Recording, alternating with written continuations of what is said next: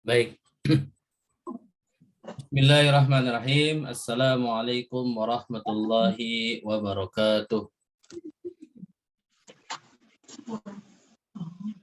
Alhamdulillahirabbil alamin wa bihi nasta'inu ala umuri dunya waddin. Wassalatu wassalamu ala asyrafil anbiya wal mursalin sayyidina Muhammadin wa ala alihi wa sahbihi ajma'in, amma ba'd. Alhamdulillah, pada kesempatan malam hari ini kembali kita bisa bertemu melalui Zoom meeting untuk melanjutkan kajian metode manhaji yang biasa kita laksanakan setiap Selasa malam pukul 20. Salawat dan salam kita aturkan kepada Nabi kita, Nabi besar Muhammad sallallahu alaihi wasallam. Bapak-bapak, Ibu sekalian yang insyaallah dirahmati Allah Subhanahu wa taala.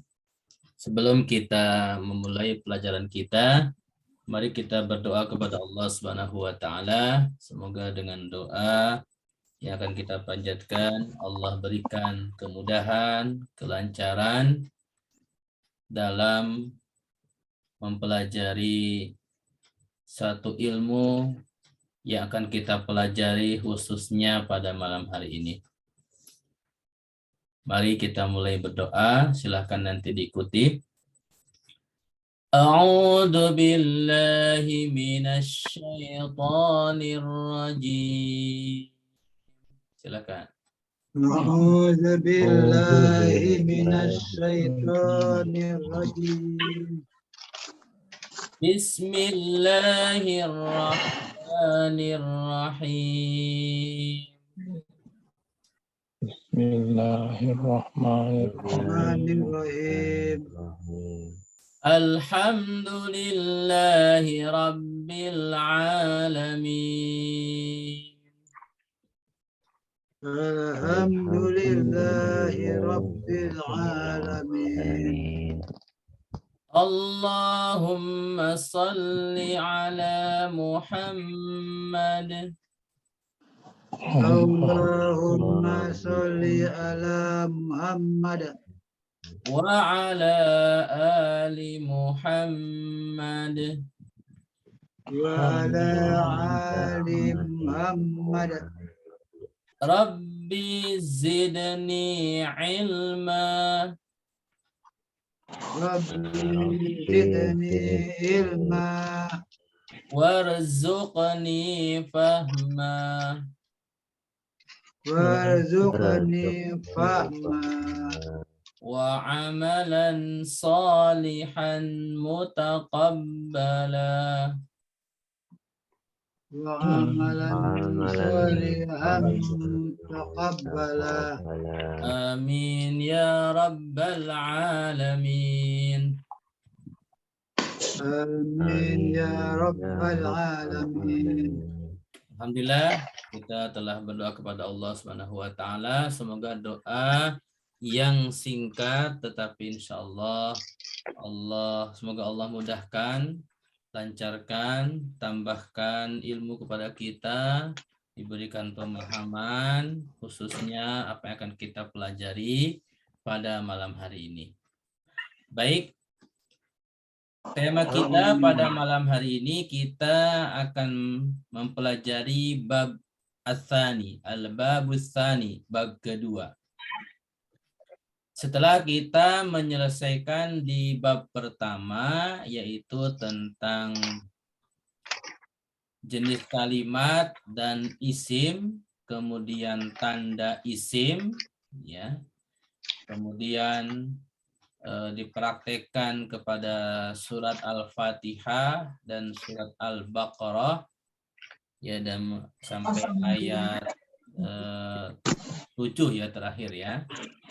Maka kita sekarang akan masuk kepada bab kedua.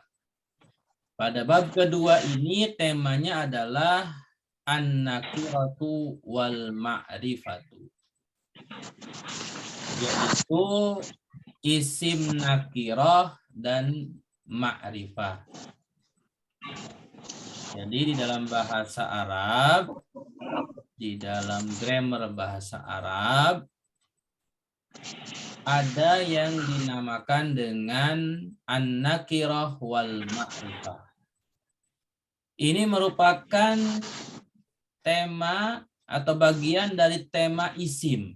Ya, jadi setelah kita mengetahui isim dan tanda-tandanya, kemudian juga beberapa kelompok kata yang termasuk atau dianggap isim, maka di antara bagian daripada isim itu ada yang disebut dengan nakirah dan ma'rifah. Apa itu isim nakirah? Isim nakirah adalah isim bermakna umum. Biasanya ditandai dengan tanwin. Ya. Jadi kalau ada isim yang ditandai dengan tanwin, di mana tanwin merupakan tanda pertama di dalam isim, maka isim tersebut secara makna. Nah, ini secara makna. Jadi nakirah ma'rifah ini adalah bagian daripada isim ditinjau dari maknanya. Nah, gitu ya. Jadi isim ditinjau dari maknanya itu ada yang disebut dengan nakirah dan ma'rifah. Nah, kalau isim nakirah yang ditandai dengan tanwin, atau kalau ada isim bertanda tanwin, maka itu disebut dengan isim nakirah. Ya, sekali lagi. Bila ada isim, ya, bila ada kata isim atau kalimat isim yang tandanya tanwin, maka secara makna itu disebut dengan nakirah. Nakirah apa? Nakirah itu umum. Jadi maknanya umum. Maksudnya apa? Kita lihat dalam contoh. Di dalam tabel berikut ini saya ambilkan 4 kata. Yang pertama masjidun, yang kedua insanun, yang ketiga imro'atun, dan yang keempat rojulun. Kata yang pertama masjidun. Ini disebut isim karena harokat terakhirnya tanwin. Ya. Kemudian kata yang kedua insanun. Ini juga isim karena harokat terakhirnya tanwin, huruf nun. Kemudian kata yang ketiga imro'atun. Huruf terakhirnya tak marbutoh, harokatnya tanwin, maka ini juga isim. Dan yang keempat rojulun. Huruf terakhirnya huruf lam dan harokatnya tanwin, maka ini juga isim. Nah, setelah kita mengetahui tanda isim daripada 4 kata ini, yaitu tanwin, maka kita akan melihat secara makna, di mana makna daripada 4 kata ini secara makna grammar bahasa Arab itu adalah nakirah atau umum. Maksudnya apa? Kita lihat. Kata masjidun itu diartikan masjid. Maksudnya apa? Ketika suatu kata dalam bahasa Arab dilafalkannya dengan tanwin harokat terakhir, masjidun, maka artinya masjid. Semua masjid itu masuk kepada kata masjid ini. Jadi makna masjid ini tidak untuk masjid tertentu, ya. Jadi bukan masjid misalkan At-Taubah, bukan masjid Unwanul Hidayah, bukan masjid Nurul Iman misalkan, atau masjid yang lainnya.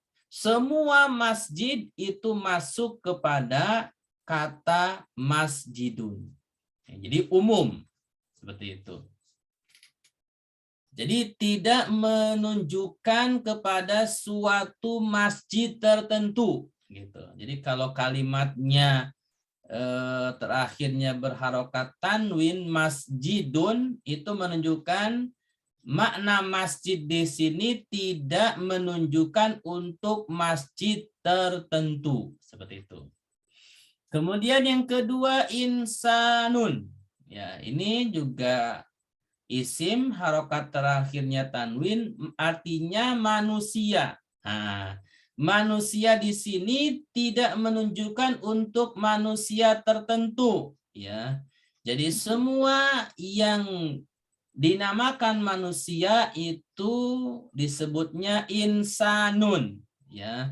Mau manusia yang tinggal di Indonesia, tinggal di luar Indonesia, mau manusia yang berkulit putih, berkulit hitam, berkulit merah, semua jenis manusia, ya, itu masuk kepada kata insanun, atau kata insanun itu maknanya tidak menunjukkan untuk manusia tertentu. Ya, jadi umum seperti itu. Kemudian yang ketiga imro'atun, perempuan. Nah, ini juga perempuan untuk semua jenis perempuan, ya. Jadi perempuan apapun, ya, kalau ada definisi perempuan nanti bagian-bagian apa gitu kan, maka semua yang dinamakan perempuan gitu kan, itu dikalafalkannya dalam bahasa Arab dengan lafal imro'atun. Atau imro'atun itu ditunjukkan untuk semua manusia daripada jenis perempuan, ya. Semua yang manusia berjenis kelamin perempuan maka disebutnya imro'atun gitu kan. Nanti kalau misalkan ada wanita yang hamil atau perempuan yang apa gitu kan, maka itu nanti lebih khusus lagi masuk kepada yang ma'rifah. Tapi kalau perempuan apapun itu masuk kepada imro'atun. Dan yang terakhir rajulun, laki-laki. Semua manusia yang berjenis kelamin laki-laki dalam kondisi apapun, keadaan apapun, selagi dia laki-laki, ketika disebut rajulun maka dia masuk. Ya. Jadi tidak menunjukkan untuk lelaki tertentu, gitu kan. Misalkan lelaki yang tinggi besar, lelaki yang kuat, atau lelaki yang bagaimana gitu kan. Jadi tidak menunjukkan makna tertentu, tetapi makna umum, laki-laki, seperti itu. Baik, sampai di sini. Apakah bisa dipahami Bapak Ibu sekalian? Silakan, ada yang mau disampaikan? Silakan. Pak Ustadz, Ya, silakan. itu perempuan tuh kalau Anissa tuh perempuan juga atau gimana Pak? Hubungan apa? Anissa, ya, perempuan juga. Tetapi kalau sudah ada alif lamnya nanti, maka untuk perempuan tertentu, ya.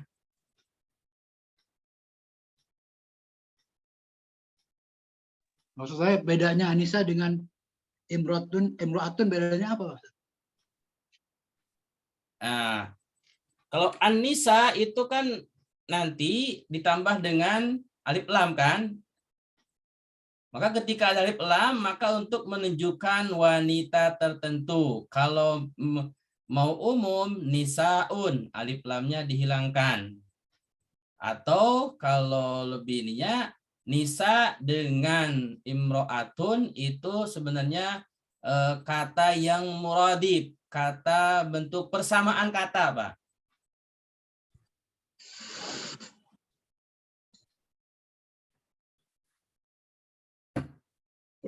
Jadi imro'atun dengan anisa itu adalah persamaan kata, Pak.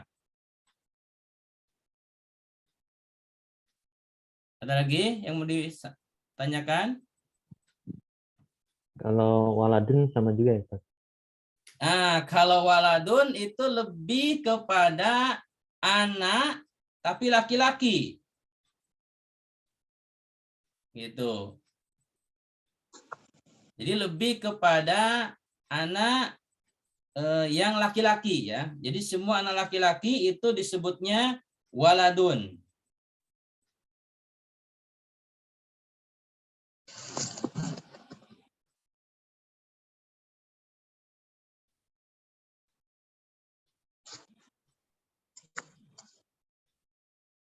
Ada lagi?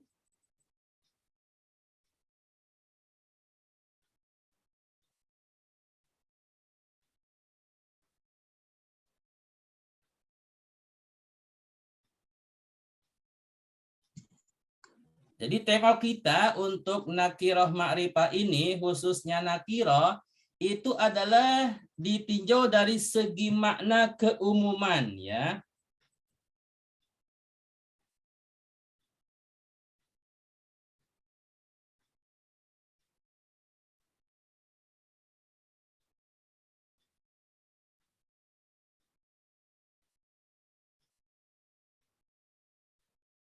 Ada lagi yang mau sampaikan?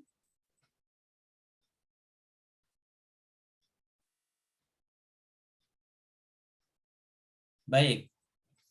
Untuk lebih lanjutnya nanti insya Allah diperjelas dalam berbagai contoh-contoh daripada ayat Al-Quran insya Allah ya.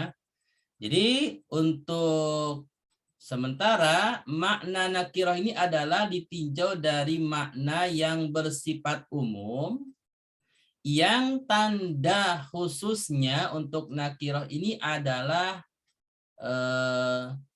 tanwin ya. Walaupun kalimat yang berharokat tanwin itu bisa jadi juga bisa dikasih alif lam ya gitu. Misalkan masjidun ya. Kata masjidun itu kan akhirnya tanwin. Kita bisa memberikan alif lam untuk masjid ini dengan kata al-masjidu. Nah, apabila diberikan alif lam di awal, maka tanwin di akhirnya itu hilang.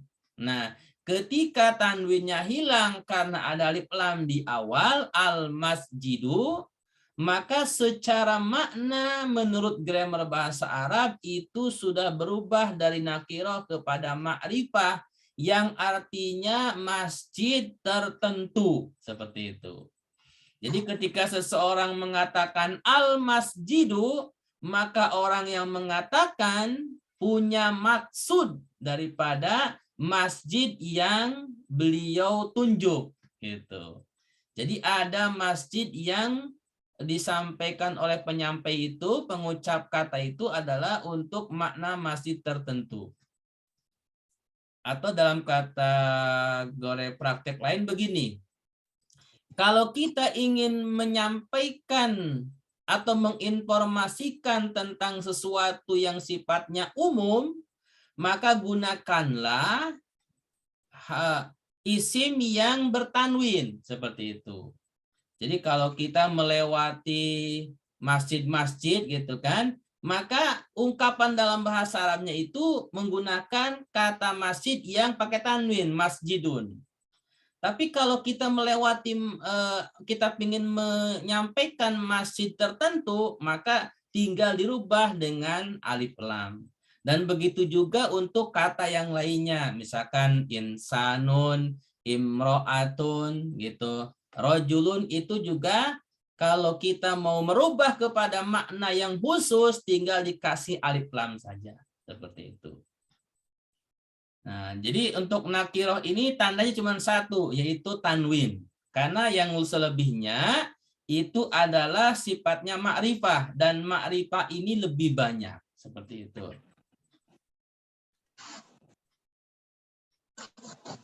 Saya kira untuk sementara cukup ya. Iya, Pak Ustaz. Kita lanjutkan dulu. Nah, kita lihat beberapa contoh dalam Al-Quran yang menunjukkan isim nakirah. Ya. Pertama, surat Al-Baqarah ayat 2. Dzalikal kitabu la raiba fi hudal lil muttaqin. Ada kata huda, ya. Di sini berharokat tanwin terakhirnya, maka di sini diartikannya petunjuk, ya. Semua jenis petunjuk masuk kepada kata hudan. Jadi tidak menunjukkan untuk petunjuk tertentu, ya. Jadi semua jenis petunjuk itu masuk kepada hudan. Maksudnya apa? Di dalam Al-Qur'an ini, orang yang membaca Al-Qur'an itu akan banyak sekali mendapatkan petunjuk, ya. Misalkan orang yang fokus kepada sains, ya, misalkan tentang astronomi, tentang kedokteran, kalau terus dia membaca Al-Quran, dia juga akan mendapatkan petunjuk-petunjuk yang bersifat kepada spesialisnya. Ya, banyak sekali di dunia ilmu pengetahuan dalam bidang tertentu. Ketika dia menggali Al-Quran, dia mendapatkan tambahan keyakinan yang membuktikan bahwasanya ilmunya justru telah ada dalam Al-Quran. Seperti itu, ya. Jadi dalam Al-Quran ini, ketika orang yang membaca Al-Quran, mendalami Al-Quran, mempelajari Al-Quran, itu akan mendapatkan berbagai petunjuk, ya. Maka di sini diungkapkannya dengan hudan. Jadi di dalam Al-Quran itu petunjuknya banyak, makanya diungkapkannya dengan hudan umum, gitu.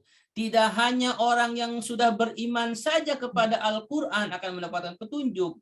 Orang yang belum beriman kepada Al-Quran, kalau dia mempelajari Al-Quran, banyak sekali yang mendapatkan petunjuk dan akhirnya masuk Islam. Ya, seperti itu. Makanya diungkapkannya hudan, gitu, petunjuk umum. Kemudian di dalam surah Al-Baqarah ayat 6, innalladzina kafaru sawaun. Nah, ini diartikannya sama, sawaun, ya, sama saja. Apapun bentuk ininya sama saja, begitu kan. Kemudian ayat ketiga surat Al-Baqarah ayat 7, walahum azabun adimun. Nah, ini jadi di neraka nanti ini kan karena belum terlihat, ya, neraka itu mala ainun ra'at wala udunun sami'at wala khatara fi qalbi bashar. Jadi bentuk kenikmatan surga dan bentuk siksa neraka itu kan belum terlihat oleh mata manusia siapapun, ya. Nabi pun belum pernah melihat, ya kan? Itu. Kemudian bahkan terbetik di dalam hati pun itu surga neraka itu belum. Makanya sifat siksa neraka itu diungkapkan dalam ayat ini dengan kata nakirah, azabun azimun, ya, azab yang berat. Seperti apa ada azabnya, seperti apa beratnya itu masih umum. Seperti itu, ya.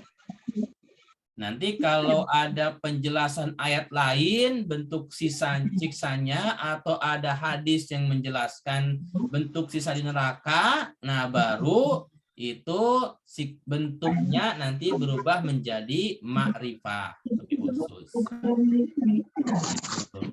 Misalkan di tentang siksa yang kulitnya diganti ya, manusia yang masuk neraka nanti kulitnya diganti, ketika sudah rusak diganti lagi.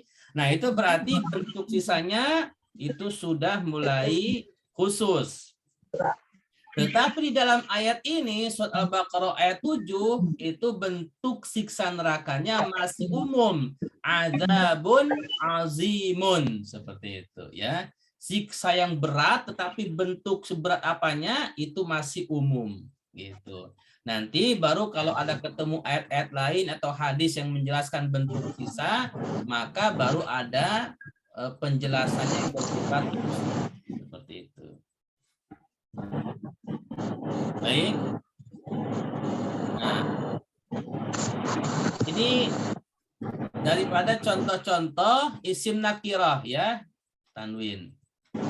Nah, baru kita akan masuk kepada isim ma'rifah. Isim nakirah sangat sedikit ya, karena maksudnya begini, sedikit itu tandanya, walaupun dalam Al-Quran banyak gitu. Karena hanya tanwin tandanya. Jadi semua isim nanti yang bertanwin itu maknanya secara makna itu nakirah umum. Baik. Ada yang mau disampaikan? Silakan.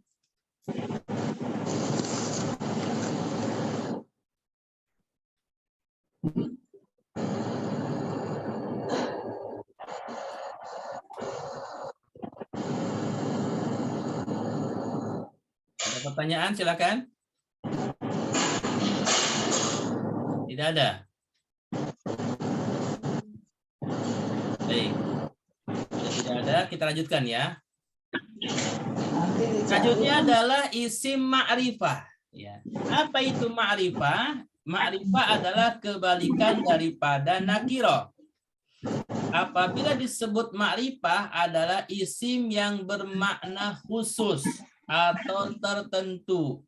Maknanya, makna tersebut untuk tertentu, jenis tertentu. Ya. Nah, untuk isim ma'rifah ini ada 6 kelompok. Yang pertama disebut dengan alam. Alam itu apa?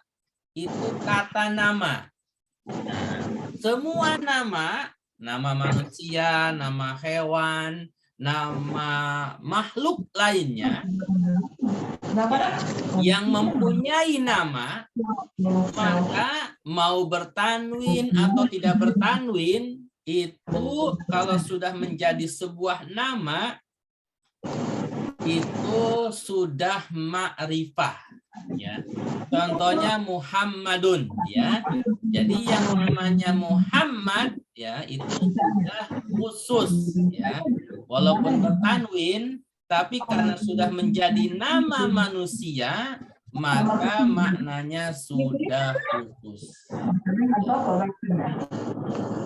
Kecuali kalau ada nama banyak Muhammad, maka lihat nama setelahnya Muhammad apa, gitu kan? Gitu. Misalkan Muhammad Rasulullah, berarti Muhammad utusan Allah, gitu. Atau Muhammad yang lainnya, baru dilihat daripada kata setelahnya. Seperti itu. Kemudian yang kedua adalah semua isim yang beralif lam. Nah, jadi kalau ada isim dan tandanya alif lam di awal, apapun bentuk isimnya, maka itu adalah isim ma'rifah. Ya, seperti misalkan al-masjidu, ya. Kalau tadi kan masjidun, itu masjid, itu tidak menunjukkan masjid tertentu. Gitu kan? Tetapi ketika sudah al-masjidu, maknanya itu sudah masjid tertentu. Bagaimana kita cara mengetahui masjid tertentunya? Nah, tergantung nanti siapa yang mengucapkannya. Maka kita tanyakan kepada yang menyampaikannya atau yang membuat kalimatnya, ini maksudnya masjid yang mana? Gitu. Kemudian yang ketiga ad-dhamiru, kata ganti. Seluruh kata ganti yang 14 daripada huwa, huma, hum, hiya, huma, hunna, anta, antuma, antum, anti, antuma, antunna, ana, nahnu. Nah, itu dhamir namanya, kata ganti. itu semuanya dimaknai dengan khusus. Karena setiap domir punya makna tertentu. Nah, ini ada yang chat.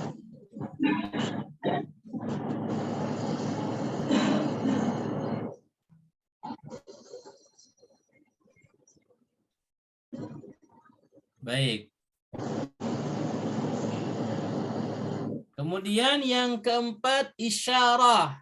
Isyarah ini kata tunjuk, ya. Kata tunjuk. Semua kata tunjuk, ya, semua kata tunjuk itu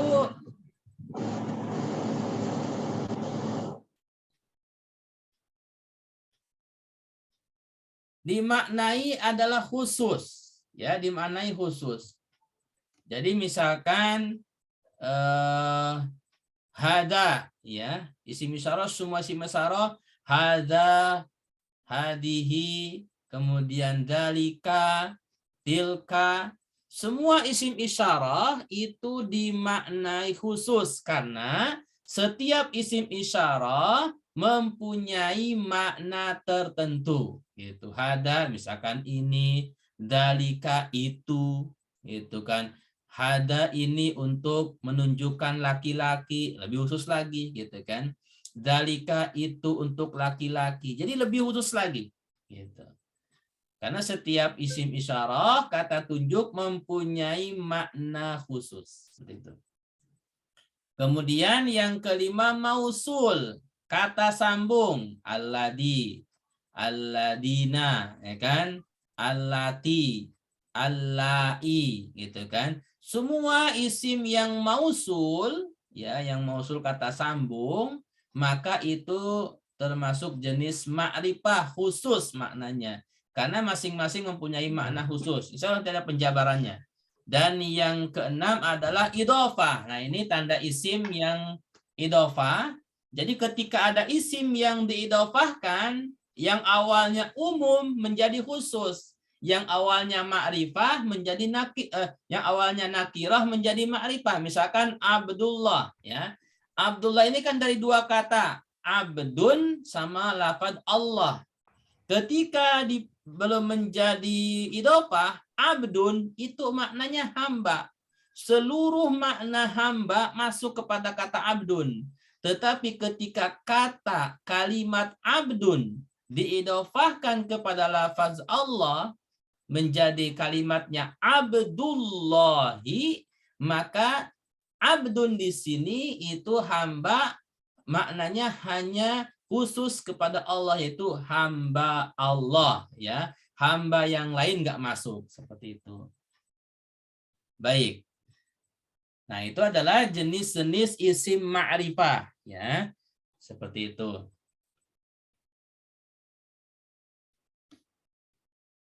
Untuk jenis yang pertama ini tidak perlu penjabaran yang lebih luas karena semua nama, ya, semua nama, ya, kalau sudah nama, mau manusia, mau makhluk yang lainnya, maka itu sudah khusus gitu. Dan juga yang beralif lam, ini tidak akan dibahas khusus karena semua isim yang beralif lam itu sudah ma'rifah. Yang membutuhkan pembahasan lebih detail adalah yang nomor 3, domir. Nah, ini untuk domir, maka kita akan bahas yaitu, nah, untuk alif lam dulu ya, contoh dulu dalam Al-Quran sebelum kepada domir. Misalkan surat Al-Baqarah ayat 2, dzalikal kitabu. Nah, al-kitabu, maka makna kitab al-kitabu di sini adalah Al-Qur'an. Ya. Kalau alif lamnya dihilangkan misalkan kitabun, ya, kitabun, itu maka maknanya umum. Semua jenis kitab, mau Al-Qur'an, mau tafsir, mau Injil, mau Taurat, mau apa, itu masuk kepada kitabun. Tetapi kalau sudah di alif lam, ya, dzalikal kitabu, maka yang dimaksud pada ayat ini Alkitabu adalah Al-Quran. Nah, lebih khusus ya. Jadi yang lain nggak masuk. Kemudian wa yuqimunas shalah, Al-Baqarah ayat 3. kata as-shalah di sini adalah sholat fardu ya. Jadi sholat yang lain, sholat sunnah, sholat apa nggak masuk di sini. Wa yuqimunas shalah itu sholat fardu. Nah, dan yang terakhir wabil akhirati, hari akhir, ini kiamat ya, sudah jelas ya. Kiamat hanya ya iman kepada hari akhir itu adalah kiamat, itu sudah jelas ya, tidak umum. Nah, baru kita akan masuk kepada domir. Nah, ini domir ini cukup banyak, 14, dan masing-masing mempunyai makna. Nah, ini adalah menunjukkan kalau domir itu adalah ma'rifah. Ya, misalkan huwa. Huwa itu diartikannya dia, berarti orang ketiga. Laki-laki satu orang. Jadi kalau orang ketiga, laki-laki satu orang, maka dia disebutnya huwa dalam bahasa Arab. Kalau ada dua laki-laki, dia dua laki-laki itu huma. Kalau mereka laki-laki, hum. Gitu. Nah, untuk perempuannya, kalau satu, dia satu perempuan, hiya. Kalau dia dua perempuan, huma. Nah, ini sama ya. Humanya laki-laki perempuan sama. Nanti perbedaannya dalam konteks kalimat sempurnanya. Nah, untuk yang jamaknya, kalau yang laki-laki hum, yang perempuannya hunna. Nah, ini orang ketiga, dia ya. Dia atau mereka gitu. Tapi kalau orang keduanya, kamu atau Anda. Nah, kalau satu orang laki-laki, anta, Anda. Anda laki-laki sendiri, anta. Kalau Anda laki-laki berdua, kamu berdua, antuma. Kalau Anda atau kalian, nah kalian laki-laki semuanya, antum. Gitu. Kemudian kalau untuk orang keduanya perempuan, itu anti. Kalau sendiri, kamu sendiri, antumanya ini sama, laki-laki perempuan sama antuma. Nanti perbedaannya di dalam konteks kalimat sempurna seperti itu. Dan kemudian untuk jamak perempuan apa yang banyak, kalian perempuannya antunna. Nah, kalau orang yang berbicaranya gitu, yang pembicaranya, orang pertamanya itu dalam bahasa Arab hanya dua, ana sama nahnu. Ana itu saya. Ini mau laki-laki mau perempuan sama, ana. Saya laki-laki, saya perempuan, itu ana. Itu. Nah, kalau lebih daripada satu, dua, tiga sampai lebih disebutnya nahnu. Nahnu ini kami atau kita, gitu kan? Gitu. Jadi kami atau kita di dalam bahasa Arab itu disebutnya nahnu, seperti itu. Nah, sampai di sini memang masih banyak teori ya. Moga-moga bisa dipahami, dan kalau memang belum dipahami nanti insya Allah semoga dengan praktek-prakteknya bisa dipahami ya. Baik, kita akan lihat dulu kepada buku ya. Silakan lihat di buku. Terakhir di halaman berapa? 5. Halaman 5 ya. Ya. Insya Allah sudah punya buku semua ya. Ya, terakhir di halaman 5 nomor 5. Sekarang masuk kepada halaman 5 nomor 6 ya. Menentukan isim karena idhofah. Nah, ini sebagai murojaah ya. Walaupun kita sudah pelajari di slide PowerPoint, tapi untuk buku kita lihat lagi.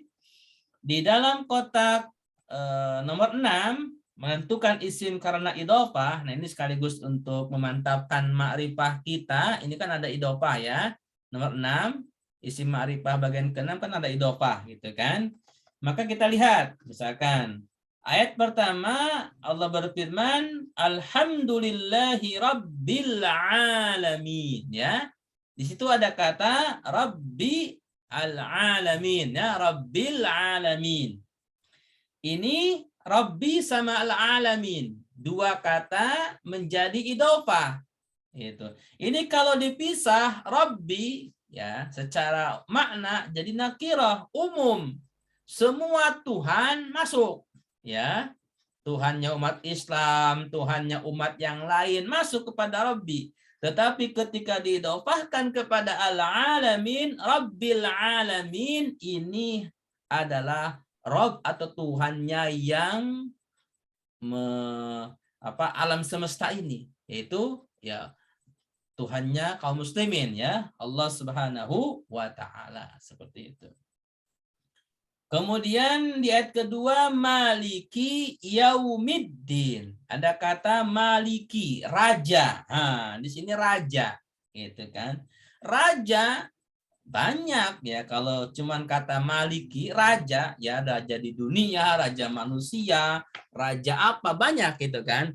Tetapi ketika diidhofahkan kepada kata yaumi, ya yaumi, maka Maliki Yaumiddin, raja yang merajai hari kiamat, ya dia hanya Allah Subhanahu wa taala. Lebih khusus raja di sini. Di raja-raja yang ada di dunia ini enggak masuk kepada ini. Kemudian ayat ketiga, sirata. Siratal ladzina an'amta alaihim. Nah, sirata ini artinya jalan, gitu kan. Kalau cuman sirata, jalan umum, jalan apa saja, gitu kan. Semua jalan masuk kepada makna sirata. Tapi kalau sirata di sini, surat Al-Fatihah ini, siratal ladzina an'amta alaihim, itu jalan orang-orang yang telah engkau beri nikmat, lebih khusus.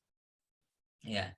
Jadi lebih khusus jalan di sini adalah orang-orang yang telah diberi nikmat oleh Allah, bukan semua jalan seperti itu.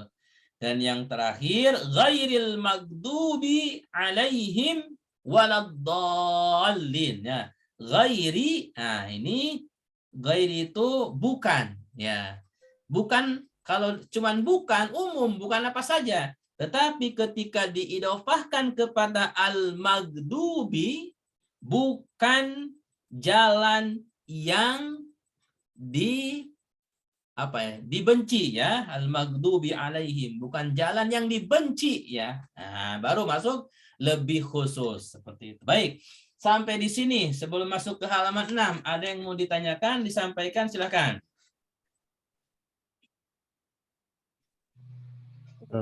Ustadz mau nanya.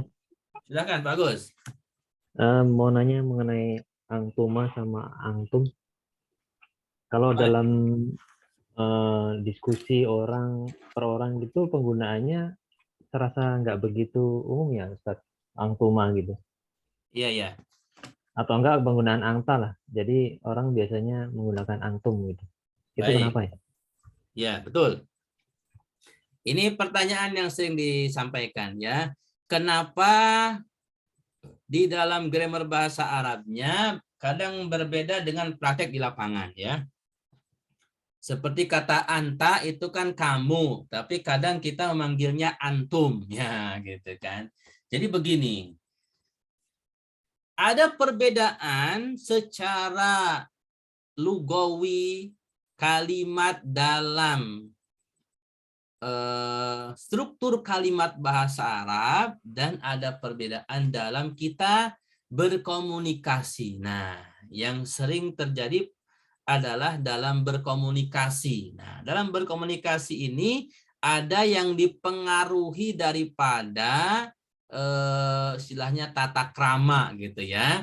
Nah, jadi kalau kita berbicara dengan orang gitu kan, terutama orang yang secara strata, ya, misalkan di atas kita gitu, mungkin dari segi usia atau dari segi hal yang lain yang punya nilai lebih dari apa yang dari kita, maka itu biasanya digunakan kata yang tidak setara untuknya, misalkan dari anta menjadi antum gitu kan, atau ada kemuliaan tertentu kepada yang kita ajak bicara gitu kan, seperti itu. Sama seperti misalkan lafaz Allah, Allah itu kan esa, ya kan, satu gitu kan.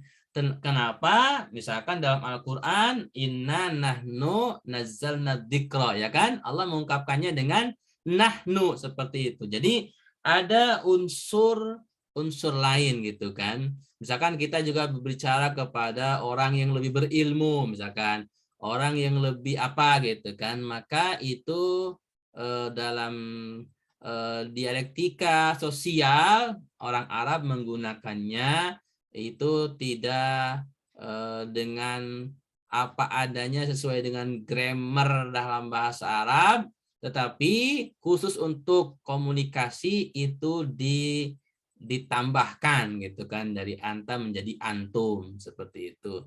Lebih banyaknya memang di antum ya, dari anta menjadi antum, misalkan berbicara kepada orang yang lebih berilmu, lebih apa, lebih mulia gitu kan kehormatannya, maka dari anta menjadi antum seperti itu. Tapi itu hanya sifatnya banyak di dalam komunikasi ya. Kecuali ayat Al-Qur'an untuk lafaz Allah Subhanahu wa taala Allah ungkapkan dengan inna nahnu nazzalna dzikra wa inna lahu lahafizun ya. Karena memang di situ ada unsur lain ya. Allah Subhanahu wa taala beliau ya yang menurunkan Al-Qur'an, tetapi Allah memerintahkan malaikat-malaikatnya untuk menyampaikan wahyu itu ya, diantaranya malaikat Jibril ya kan, yang menyampaikan gitu kan wahyu dari Allah kepada Rasulullah Shallallahu Alaihi Wasallam. Maka di situ diungkapkannya inna nahnu, karena memang Allah tidak langsung menurunkan kepada Nabi Muhammad, tapi Allah memerintahkan malaikatnya Jibril alaihissalam. Nah, tapi di dalam penulisan, kalau kita membuat disertasi atau misalkan tulisan yang resmi, maka itu kembali kepada hukum domir asalnya, ya seperti itu. Kira-kira seperti itu, Pak Agus. Bisa dipahami, Pak Agus? Iya, makasih, Ustaz. Ya, sama-sama. Ada lagi yang mau sampaikan? Silakan.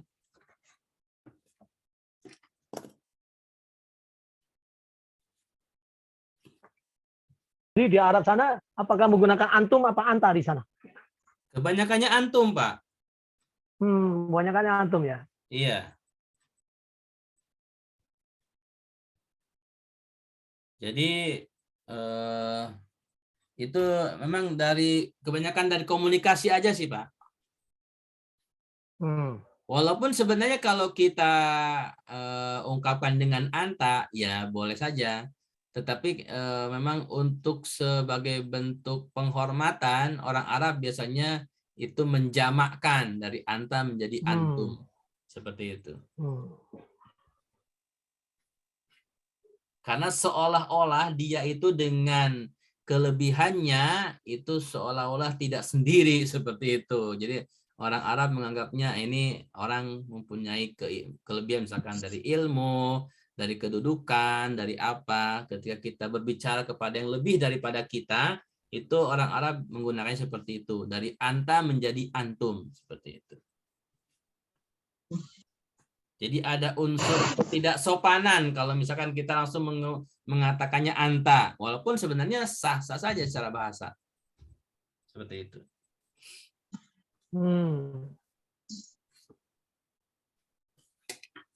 Baik, bila tidak ada, kita lihat di halaman ke-6 ya.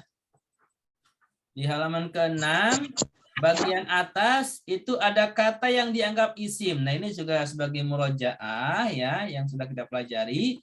Jadi selain tanda isim yang 6, tanwin, alif lam, kemudian huruf jar, idhofah, kemudian harfun nida, kemudian mubtada khobar ya, fa'il, itu ada kata yang langsung dianggap isim ya.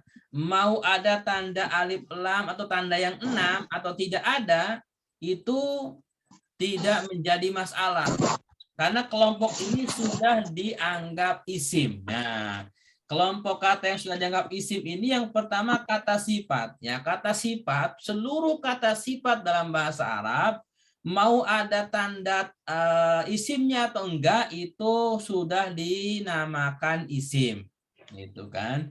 Kemudian yang kedua bilangan, seluruh bilangan dalam bahasa Arab angka dari mulai 0 sampai tak terhingga, Mau pakai alif lam, mau pakai tanwin, mau pakai apa saja, tanda isimnya atau tidak tanda isim, itu seluruh bilangan itu sudah isim. Kemudian yang ketiga waktu. Waktu di sini misalkan waktu di luar jam ya, jam 1, jam 2 bukan. Maksudnya waktu seperti pagi, siang, sore, isya, maghrib, subuh ya. Waktu-waktu di luar jam detik ya. Maka ketika kata tersebut menunjukkan waktu tertentu misalkan subuh, duha gitu kan, maka itu juga sudah termasuk isim. Kemudian yang keempat tempat. Nah, seluruh tempat, nah ini tempatnya keterangan ya. Maksudnya keterangan misalkan di depan, di belakang, di atas, di bawah, di samping, di kanan, di kiri. Maka itu keterangan tempat itu semuanya sudah disifati isim. Seperti itu ya. Kemudian yang kelima kata asal. Kata asal ini adalah, nah ini perlu penjelasan. Kalau kata yang diambil dari kata kerja, nah itu maka disebutnya bukan kata asal. Gitu. Tapi kalau bukan dari kata kerja, dia bukan diambil dari kata, bukan derivat daripada kata kerja. Misalkan seperti di sini nasrun, sawaun ya, itu maka disebutnya dengan kata asal. Nah nanti insya Allah akan lebih jelas. Ini perlu diperjelas lagi dalam bab tertentu ya, insyaallah. Kemudian yang keenam adalah kata ganti. Nah, domir. Nah, semua domir itu mau pakai alif lam mau enggak, atau ada tanda isim yang lainnya atau enggak, itu sudah isim. Seperti itu. Kemudian yang keenam kata tunjuk. Nah, semua kata tunjuk isyarah itu sudah isim. Dan yang terakhir kata sambung mausul. Semua isim mausul itu juga sudah isim seperti itu. Baik, ada yang mau disampaikan? Silahkan.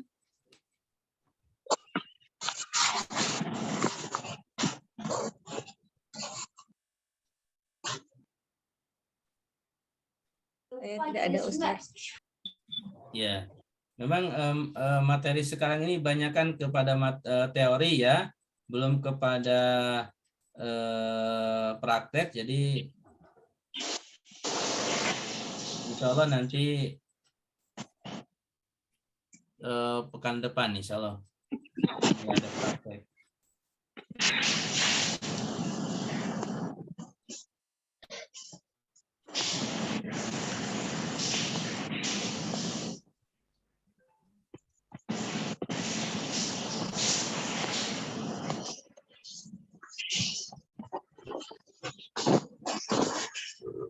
Baik.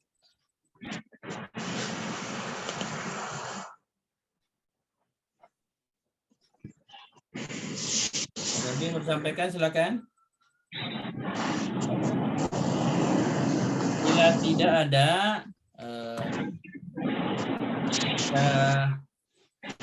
lanjut lagi di buku ya. Lanjut di buku. Nah ini praktek ya, sudah kita lewat juga. Surat Al-Fatihah ya, ayat 1 sampai ayat 7 tentang isim dan tandanya ya. Perhatikan, kita murajaah saja ya. Misalkan ayat pertama Bismillahirrahmanirrahim itu ditandain semua ya, digaris bawahi semua, itu menunjukkan semuanya isim. Ada bismi Allahi Ar-Rahmani Ar-Rahimi. Nah, coba sebagai murojaah ya, kita tambahkan. Tadi absen pertama Bu Nafiri. Bismi, kenapa itu isim Bu Nafiri? Karena dia diawali huruf jar yaitu bi. Baik, terima kasih. Pak Khairul, Allahi, kenapa di situ isim? Dimulai dengan alif lam, Pak. Baik. Ar-Rahmani, Pak Saifuddin, kenapa itu isim? Alif lam, Pak. Baik. Ar-Rahimi, Pak Agus, kenapa itu isim? Alif lam, Ustaz. Baik. Kemudian Alhamdu, Pak Takai, kenapa itu isim?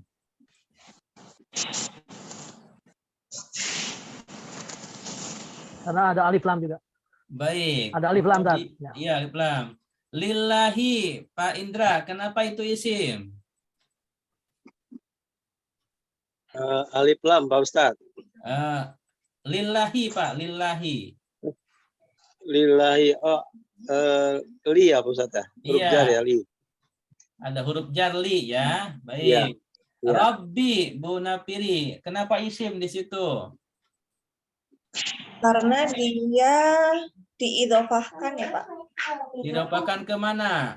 Ke al-alamin. Alamin. Baik, terima kasih, betul. Al-alamin sendiri. Pak Khairul, kenapa itu isim?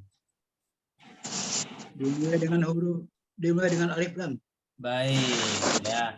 Ar-Rahmani. Pak Saifuddin, kenapa itu isim? Dimulai dengan alif lam.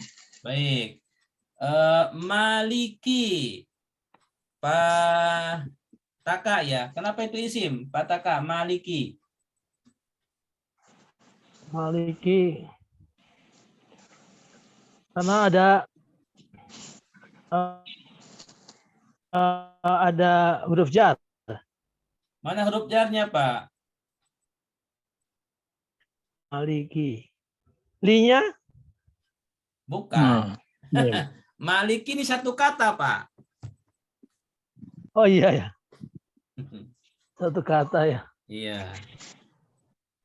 Kira-kira apa nih Maliki ini? Tanda isimnya. Bingung saya masih Idofah. kalau ini. Idopa, bagus. Terima Iya. kasih yang jawab Idopa. Kemudian Yaumi. Nah, Bu, siapa nih? Pak Agus. Kenapa disebut isim Pak Agus? Yaumi.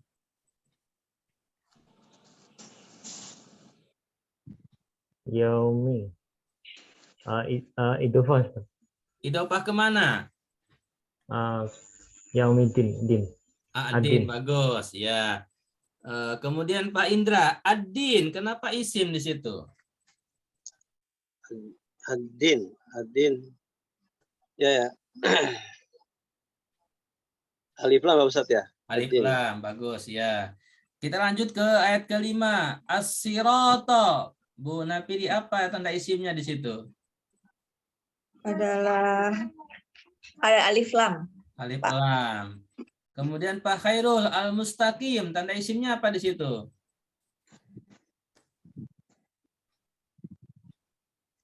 Dimulai dengan alif lam. Baik. Alaihim. Nah, ini alaihim, Pak Pak Saifuddin. Tanda isimnya apa Pak Saifuddin? Alaihim.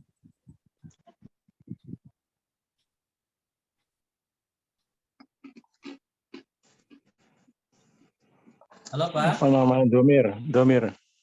Domir. Sebelum domirnya ada apa Pak? Ala. Huruf nih. Ya, huruf jar ya. Jadi yang isim him betul domir, tetapi juga sebabnya ada alif, ada huruf jar yaitu ala ya. Kemudian ghairi. Ghairi. Pataka. Pataka. Kenapa nih isim ghairi?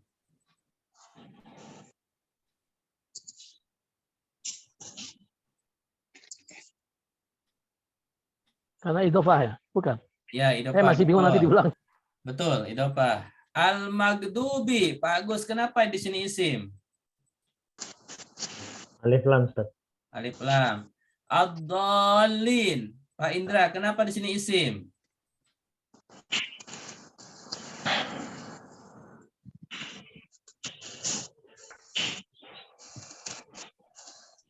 Siapa Pak yang jawab? Maaf. Pak Indra. Halo Pak Indra. Oh.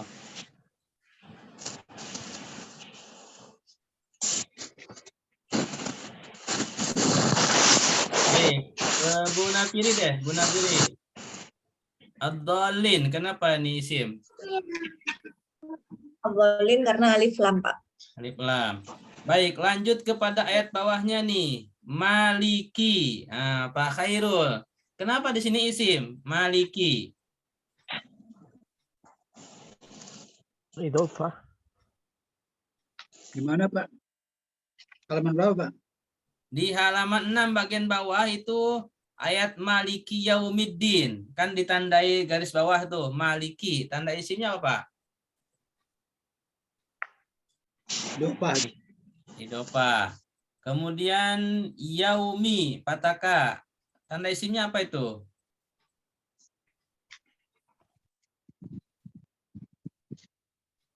Yaumi.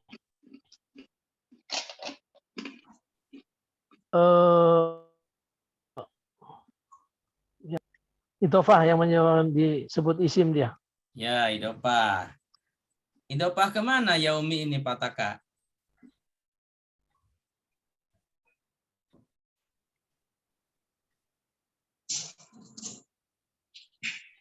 Pak Agus.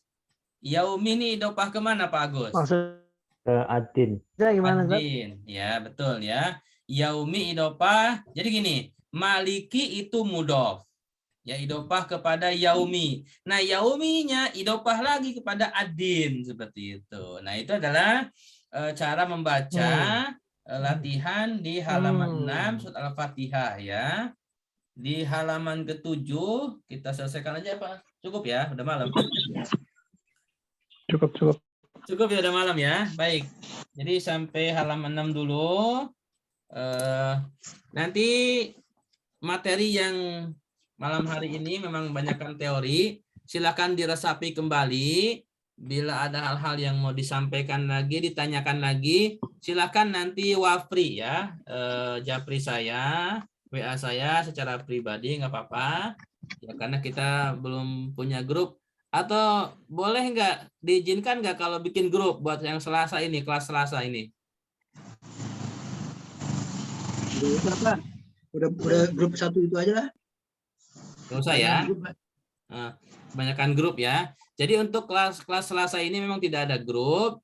Jadi bila ada hal-hal yang mau ditanyakan, silakan langsung japri ke saya ya. Baik.